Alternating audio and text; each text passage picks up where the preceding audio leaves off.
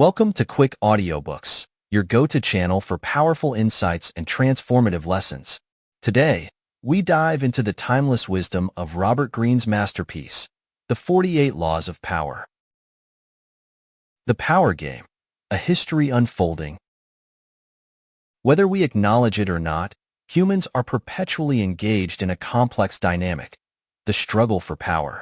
This game has been in motion since the very beginning of history, and knowingly or unknowingly, we are all participants.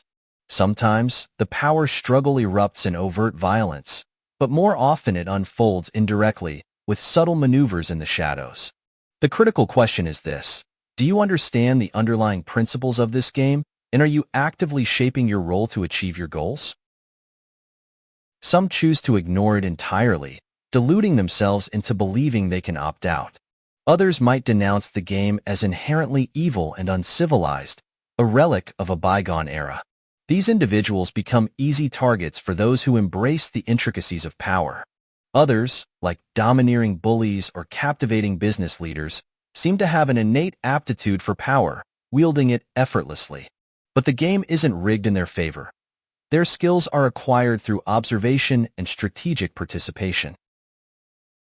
In the 48 Laws of Power, Robert Greene serves as a guide, deciphering the rules of this game. He draws on historical examples from across the globe, spanning 3 millennia, to illuminate these principles. Greene refines the strategies employed by master manipulators, teaching you how to outmaneuver your opponents and evolve into a dominant player, a modern-day Machiavelli. In this chapter, we'll provide you with a captivating glimpse, a taste of the power game, by unpacking 12 of the book's 48 laws. After all, revealing all the secrets at once wouldn't be much fun, would it? Prepare to discover how a seemingly insignificant misstep can lead to a major victory, why a finance minister found himself imprisoned for planning a lavish celebration for his king, and why sometimes surrendering might be your most strategic move. Don't outshine the master. Have you ever tried to impress your boss, only to have things backfire? Well, you might have accidentally broken the first law of the game of power. In Robert Greene's words, it's never outshine the master. This first law tells us to appear humble around those with more power than us. Powerful people crave attention. Trying too hard to impress them can steal their spotlight and hurt their pride. But it's even worse to act superior. This could make your boss see you as a threat. If that happens, they'll likely try to remove you. Consider the relationship between King Louis XIV of France and his finance minister, Nicolas Fouquet. Fouquet was a smart and loyal advisor, but his success didn't guarantee him a promotion when the prime minister position opened. Hoping to gain favor, Fouquet threw a lavish party at his grand chateau, showcasing his wealth and influence. The next day, Fouquet was arrested by the king's order. Louis XIV felt overshadowed and accused the minister of stealing to fund his extravagance. Whether the accusation was true didn't matter. Fouquet spent his remaining days in prison. So remember, extravagant displays and personal brilliance might not impress your boss. In fact, they could backfire. How can you gain favor, then? Always make the person in charge look better than everyone else, including yourself. Take Galileo Galilei, for example. He desperately needed research funding and found a clever way to get it. After years of begging patrons for cash, he usually received gifts instead. So, in 1610, when he discovered Jupiter's 4 moons, he focused on one family, the Medicis. Shortly before, Cosimo II de' Medici had made Jupiter the symbol of his dynasty. Galileo linked his discovery to Cosimo II's rise to power, calling it a cosmic event that marked the family's ascendancy. He said the 4 moons represented Cosimo II and his brothers, with Jupiter itself symbolizing their father. This pleased his patron, who saw the discovery as a heavenly sign confirming the family's greatness. By making the Medici family appear glorious and tying their name to the cosmos, Galileo secured a salaried position as Cosimo II's official philosopher and mathematician. He never had to beg for funding again. Take credit, but guard your own. Have you ever considered borrowing a few clever ideas from someone else's work? Maybe you did a little creative borrowing during a school project. The truth is, in the game of power, using the work of others to your advantage can be a strategic move. Why reinvent the wheel? Did you know the brilliant Serbian scientist Nikola Tesla once worked for the famous inventor Thomas Edison? Tesla actually played a crucial role in creating Edison's famed dynamo, significantly improving Edison's initial, rather basic design. Tesla poured his heart and soul into the project, working tirelessly for an entire year, often putting in 18-hour days. Yet, today, the dynamo is credited solely to Edison. Little has changed. Think about how many politicians rely on speechwriters, or how even famous novelists sometimes find inspiration in the works of others. But simply benefiting from the work of others isn't enough. You also need to claim credit for it. Edison and his company took full credit for Tesla's work on the dynamo. They didn't even share any of the profits with Tesla, despite a promise of $50,000. Tesla's experience highlights a key point. Taking credit for an invention or creation is just as important as the creation itself. If you don't claim credit, someone else might swoop in, steal your idea, and take all the recognition. Friend or foe? The power of friendship. Have you ever struggled to predict your competitor's next move? This can be a major roadblock when trying to gain an edge. Here's a key idea in the game of power. Gather information about the people you want to influence. The more you know about someone's plans, weaknesses, and desires, the easier it is to win their favor and steer their actions.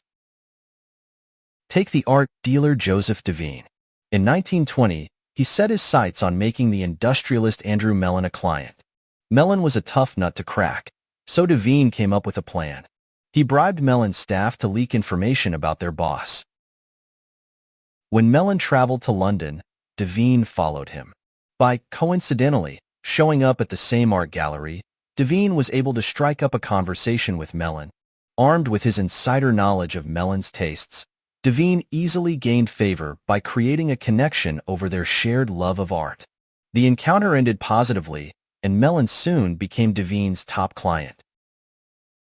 So how can you replicate Devine's success? Hiring informants is an option, but a risky one. How can you be sure they're giving you accurate information? The best course of action is to gather intel yourself by posing as a friend. While some might rely on hired spies, this approach is unreliable. To ensure the information is accurate, it's best to do the legwork yourself. This takes finesse, as people are naturally cautious about sharing personal details with strangers. However, people are far more open with those they consider friends. This makes posing as a companion a powerful strategy for gathering intel. Keep them guessing. The power of unpredictability. We all know people dislike surprises. But did you know you can use unpredictability to gain a competitive edge? Acting in unexpected ways can throw your competition off balance. Here's why. In any competition, your rivals will likely try to understand you. They'll watch your habits and decisions, hoping to use them against you. The best way to counter this? Be unpredictable. By acting erratically, you become an enigma, which can intimidate and unsettle your opponents. Consider the legendary 1972 chess match between Bobby Fischer and the Russian champion Boris Spassky. Fischer knew Spassky thrived on exploiting his opponent's routines and predictability. So, Fischer played as unpredictably as possible. Even before the match, Fischer created confusion by making it unclear if he'd even show up in Reykjavik, Iceland, the designated location. He arrived just moments before the match would be forfeited due to his absence. Then, he launched into a series of complaints, from the lighting to the seating to background noise. When the first game finally began, Fischer made baffling mistakes before inexplicably giving up. This was strange behavior for someone known for his perseverance. Spassky couldn't tell if these were genuine mistakes or a clever bluff. Fisher had achieved his goal: utter confusion. When your competitor is bewildered, you're in prime position to win. Why? By behaving in ways that perplex your opponent, you force them to waste energy trying to decipher your actions, distracting them from the real task at hand. This creates an opening for you to strike. After those initial confusing games, Fisher began winning match after match with bold moves. Spassky eventually conceded defeat, crowning Fisher the world champion. A strategic retreat, the power of surrender. Have you ever faced an opponent you knew you couldn't defeat? Our natural instinct is to fight back, even against impossible odds. But in the game of power, this isn't always the best course of action. So, what should you do when you're facing a stronger opponent? Sometimes, the most strategic move is to surrender. This might seem counterintuitive. Humans are wired to defend ourselves against threats. However, when a competitor attacks aggressively, they expect you to retaliate in kind. If you know you're outmatched, surrendering can actually be your best move. Why? By giving up, or at least appearing to give up, you prevent your opponent from inflicting serious damage. Believing they've won, they'll likely let down their guard. This creates a crucial window for you to regroup and plan your next move. Consider the case of Bertolt Brecht, a writer known for his revolutionary communist ideas. In 1941, he immigrated to the United States alongside other exiled European intellectuals. After World War II, Brecht and his colleagues were called before the U.S. Congress, which suspected communist infiltration in Hollywood. While his fellow writers became loud and defiant, challenging Congress's authority, Brecht remained calm and politely answered all questions. Because of his cooperative behavior, Brecht was released by the government, who even offered to help with his immigration process. Ultimately, he left the country and continued expressing his communist views through his writing.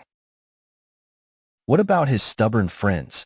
They were blacklisted, unable to publish their work for years. Learn from Brecht's example. Use surrender as a tool for self-empowerment.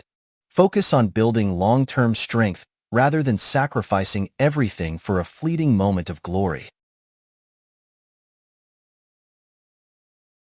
Walk the walk. The importance of acting the part. Do you hold a position of authority? If so, it's crucial to embody that role, unless, of course, you want to be seen as everyone's equal. But be warned, acting like an equal while holding a higher position can breed resentment.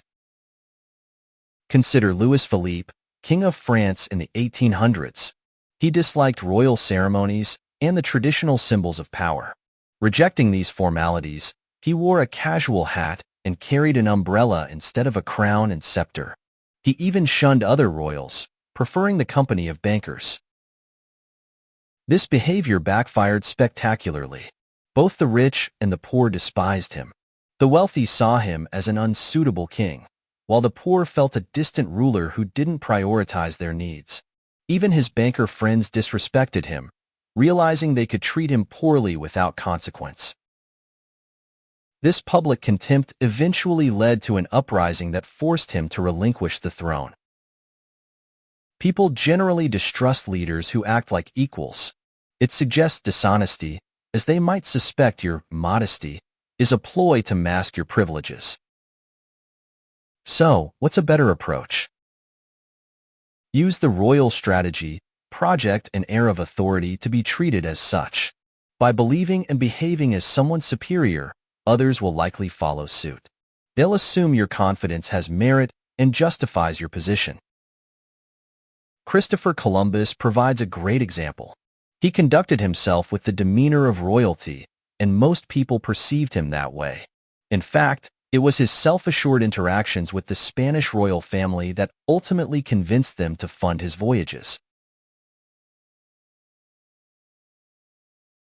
The power of persuasion. Seduction over coercion.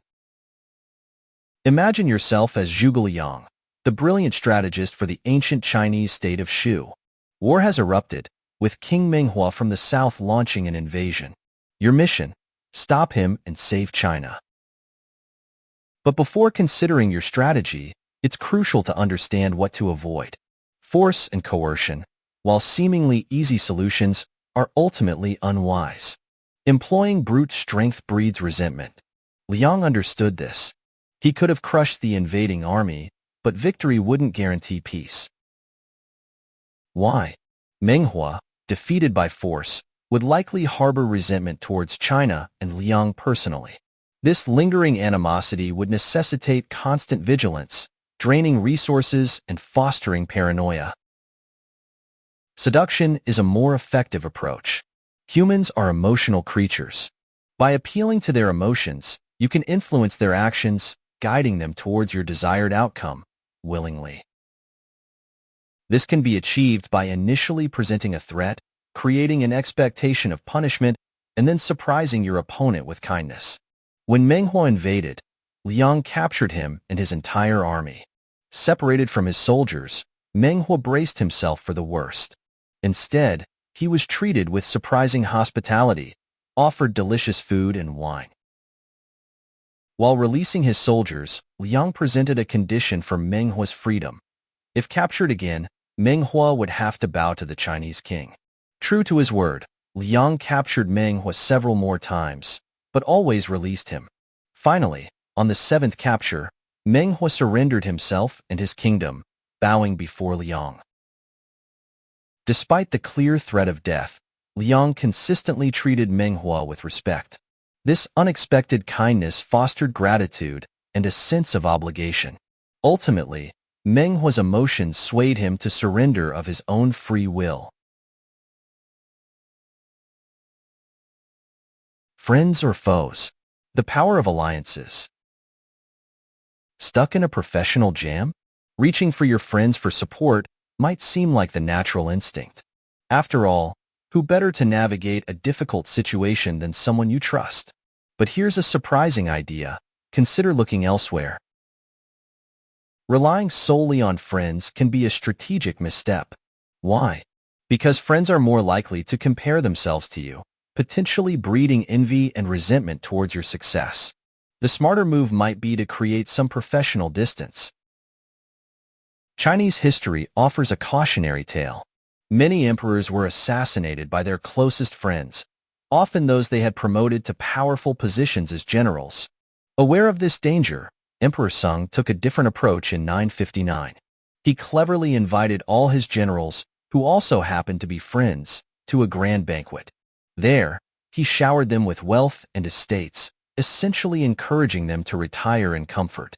This brilliant move neutralized potential threats and secured Sung's reign for an unprecedented 16 years. So, if distancing yourself from friends is the answer, who should you collaborate with? The answer might surprise you: your enemies. By strategically working with your rivals, you can expand your influence and achieve your goals. In 1807, French Foreign Minister Talleyrand recognized Napoleon's declining power.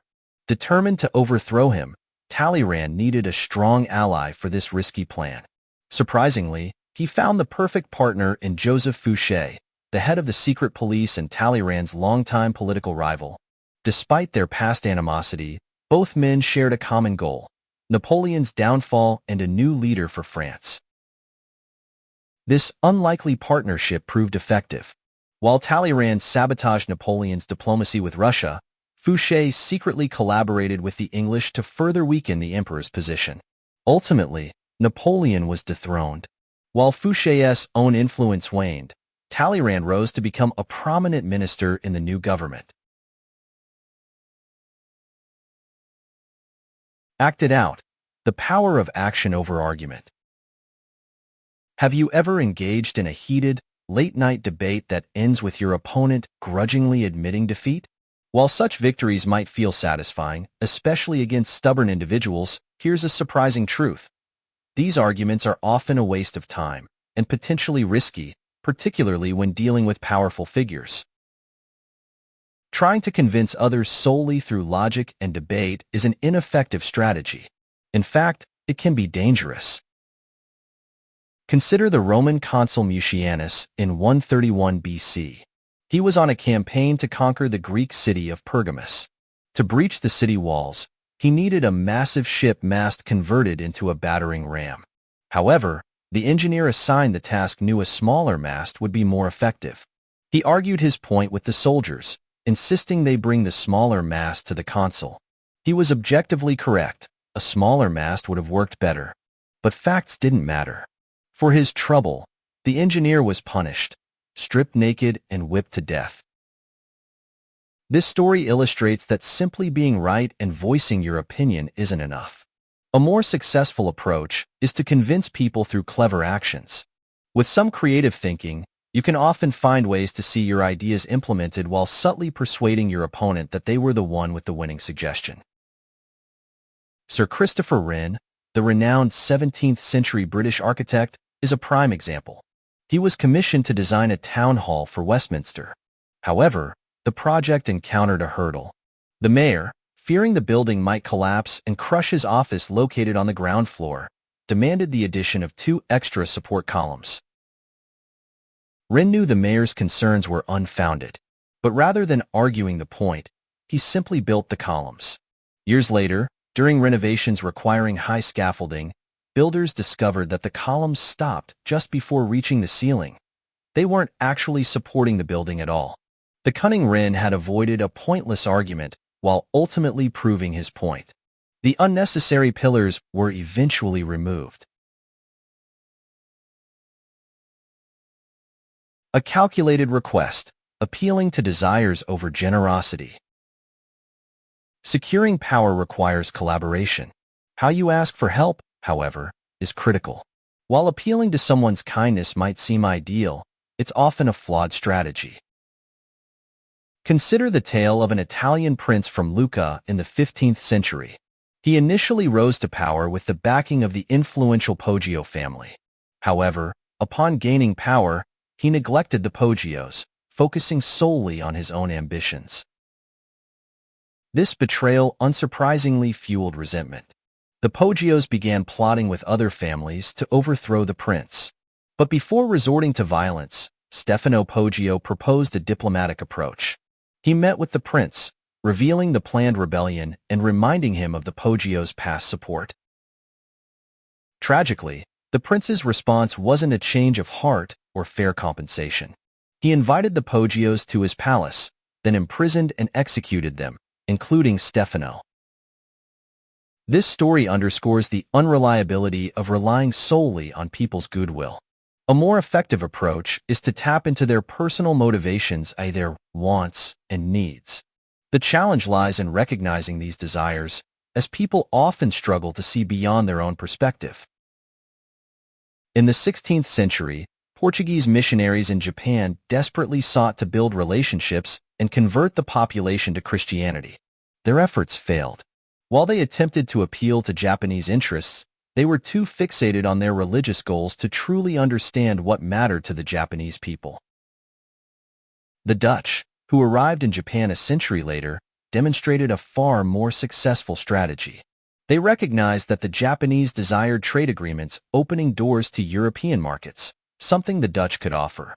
By aligning with this crucial Japanese desire, the Dutch emperor, Tokugawa Ieyasu, sidelined the Portuguese and embraced the Dutch instead. The power of absence. Why scarcity breeds desire. The complexities of human desire can be a source of frustration, especially in the realm of love. We've all experienced this dynamic. Someone readily available loses our interest, while someone who seems distant sparks a stronger attraction. This principle extends far beyond love. It's a fundamental law of power. Here's a surprising truth. Being overly accessible can diminish your desirability. Consider Media, a city in ancient Iran, around 8th century BC. Its people fiercely resisted monarchs and anyone wielding significant power. However, without a central leader, chaos became a constant threat. In this turbulent environment, a man named Dioses emerged, offering his skills as a mediator to resolve disputes. His talents earned him widespread admiration and affection. However, over time, as Dioses continued to readily mediate every conflict, people began to take his contributions for granted. Their aversion to a powerful ruler prevented them from granting him any formal authority. Dioses was neglecting a crucial principle of power. Limited access fuels desire. People often recognize true value only in its absence. Dioses eventually grasped this concept. He understood that to gain the recognition he deserved, he needed to withdraw. He retreated to the countryside, allowing Media to descend back into its previous state of chaos. Faced with renewed turmoil, the Medians did an about-face. They desperately sought Dioses, pleading with him to return as their ruler. He agreed, but on one condition: the construction of a grand palace, well-equipped with guards, to solidify his position. Once the people consented, Dioses ruled the region for over 5 decades. Strength in numbers. Avoiding the perils of solitude. Feeling threatened can make you crave isolation. Building a fortress to hide in might seem like a safe haven, but it's a trap. Withdrawing from others cuts you off from the very things that grant you power and influence. Real power requires awareness of your surroundings. Consider the cautionary tale of China's Emperor Qin Shi Huang in 220 BC. He wasn't just China's emperor, he was the world's most powerful ruler. However, paranoia plagued him in his later years. Convinced of assassination plots, he retreated to a luxurious palace, a labyrinth of secret passages allowing him to move unseen. Anyone daring to glance at the emperor met immediate execution. As a final precaution, the emperor became a solitary traveler, meticulously disguising himself to avoid recognition. Ironically, it was during one such solitary outing that he died. Estranged from family, cut off from friends, and forgotten by his court. Isolation isn't the answer. True power lies in surrounding yourself with those crucial to your position. There's no sharper contrast to Qin Shi Huang than Louis XIV of France. His palace of Versailles was filled with courtiers who were obligated to attend daily social gatherings in his chambers.